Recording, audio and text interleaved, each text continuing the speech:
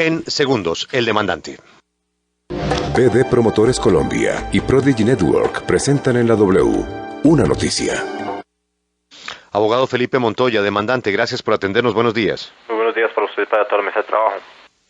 Abogado, la Corte se abstuvo porque la demanda quedó mal presentada o se abstiene porque no quiere decidir. La verdad no me gustaría entrar a polemizar al respecto. Digamos que la demanda surtió un examen previo a su admisión, donde la magistrada ponente verificó que la demanda reunirá todos los requisitos de fondo para poder ser admitida y decidida. Además, el proceso de constitucionalidad no solamente se basa sobre la demanda. Dentro de la demanda intervinieron organismos internacionales, o intervinieron ONGs, intervinieron universidades, profesores académicos de todo el mundo, y yo creo que estaba aprobado de fondo el tema de la discriminación. No encuentro asidero razonable en las declaraciones del magistrado González sobre la carencia argumentativa de la demanda, pero pues soy respetuoso del pronunciamiento de los jueces y esperaré que salga el comunicado para leerlo con calma y ver cuáles son las opiniones de la Corte. Abogado, obviamente había una expectativa grande, incluso las especulaciones previas señalaban que la demanda iba a salir a favor de sus intereses, pero ¿usted cree que con esto pierde la batalla que está dando o que la posibilidad y la puerta de todas maneras queda abierta? No, sin lugar a dudas la puerta quedó abierta, y mire que se logró algo muy importante, y fue poner el tema de la discriminación de la que son parte de las parejas del mismo sexo. Un tema que estaba relegado como el matrimonio civil para parejas del mismo sexo pasó a primer punto de la agenda pública, se despertó conciencia colectiva, y yo creo que eso es un primer gran paso para regresar próximamente y esta vez ir por la victoria. Sí, lo que uno mira es que viendo que si van a ser los mismos magistrados, había un bloque muy duro e incluso con unas tesis francamente radicales frente al tema, como el magistrado Pinilla, y si uno ve lo que pasó con los que votaron en contra, entiendo que el doctor Sierra Porto sale en el 2012, el doctor Pinilla en el 2014, el doctor González en el 2015, entonces no ve uno clara la posibilidad de cambiar el voto que estarían necesitando para una nueva oportunidad. Eso es relativo, digamos que se ha podido observar, y bien, ahorita Alberto había mencionado el caso del aborto, cómo los votos de los magistrados no siempre son constantes. En este caso dijeron que se inhibían de votar porque no estaba suficientemente razonada.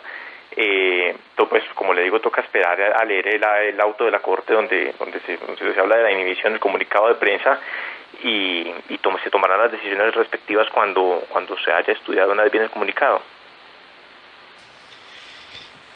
Sí, yo creo que la Corte lo que hizo fue abstenerse porque no se atrevió.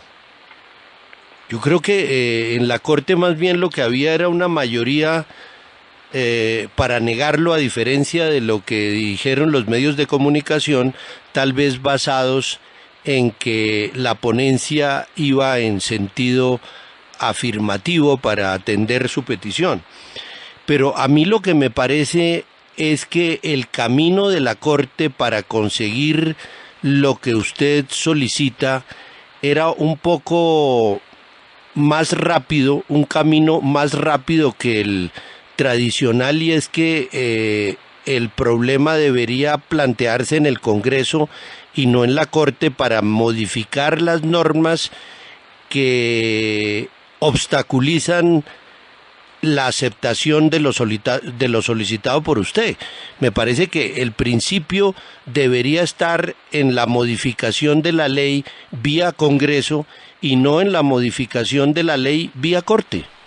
Ahí hay un punto, y es que se habla de lo democrática que puede ser la vía del Congreso y respecto de la vía de la Corte.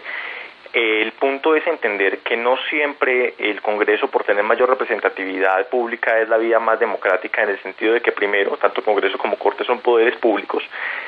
Segundo, los poderes públicos se colaboran armónicamente. Y tercero, cuando se habla de temas de derechos humanos, no se habla de un punto, no se habla de mayorías.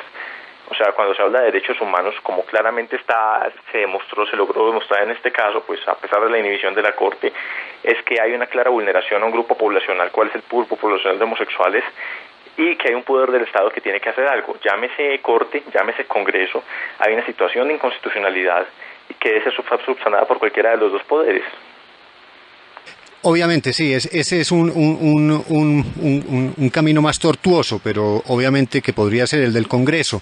Pero ¿usted siente que con esta decisión lo que hizo la Corte Constitucional fue sacarle el cuerpo al tema?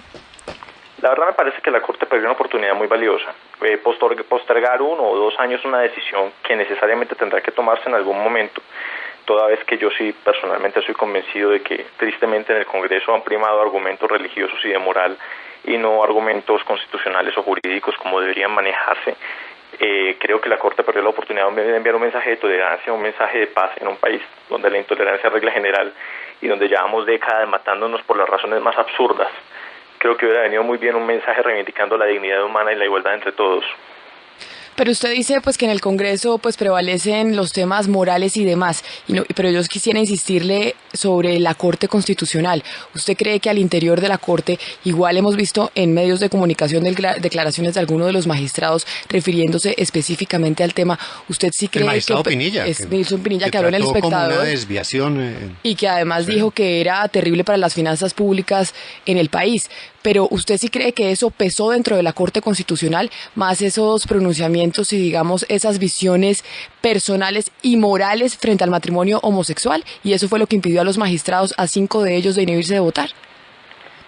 Yo creería que la posición del magistrado Pinilla, pues pese a lo controversial que es y pese a que no la comparto porque me parece una posición fundamentada en la ignorancia al referirse a la homosexualidad como una enfermedad mental, cuando claramente la Organización Mundial de la Salud del año 90 dijo que no lo era. No creo que esa posición haya influido mucho.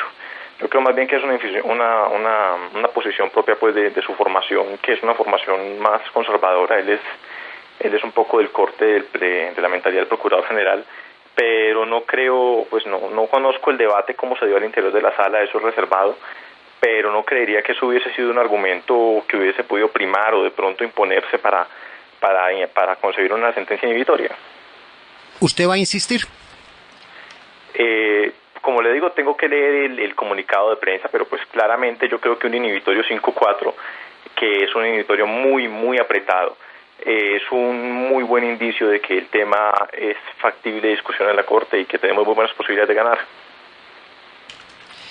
Cuando se habla del matrimonio homosexual y de permitirlo, las personas que en Colombia no estarían de acuerdo con el mismo también esbozan que podría abrirle la puerta a la adopción por parte de parejas homosexuales. Ustedes obviamente sé que están en esta lucha del matrimonio homosexual y seguirán detrás de ella, pero posterior a eso vendrá también la posibilidad de que los dejen adoptar niños en Colombia.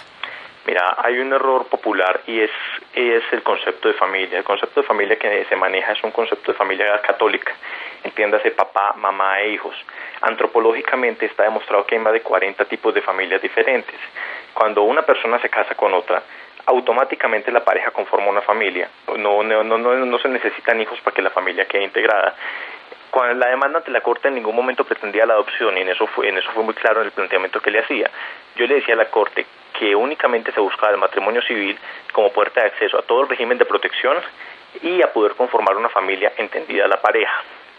Yo soy un convencido, personalmente hablando, de que en un futuro muy cercano la posibilidad de adopción para parejas del mismo sexo debe discutirse y muy seguramente se ganará. El punto es que hay un error en cómo se concibe la adopción, es que la adopción se concibe como un derecho cuando la adopción no es un derecho. Si la adopción fuera un derecho no se le podría negar a nadie, y la prueba está en la cantidad de adopciones, de solicitudes de adopción que se niegan. El ICBF tiene estándares muy altos para proceder a otorgar o no una adopción, independientemente de la conformación de la pareja. Lo que debe primar en cualquier caso es el interés del menor. Yo creo que es mucho mejor que un niño esté en un hogar donde pueda recibir afecto, donde pueda recibir protección patrimonial y no institucionalizado. Abogado Montoya, gracias por atendernos. Suerte con su demanda. Muchísimas gracias. Que tengan un feliz día.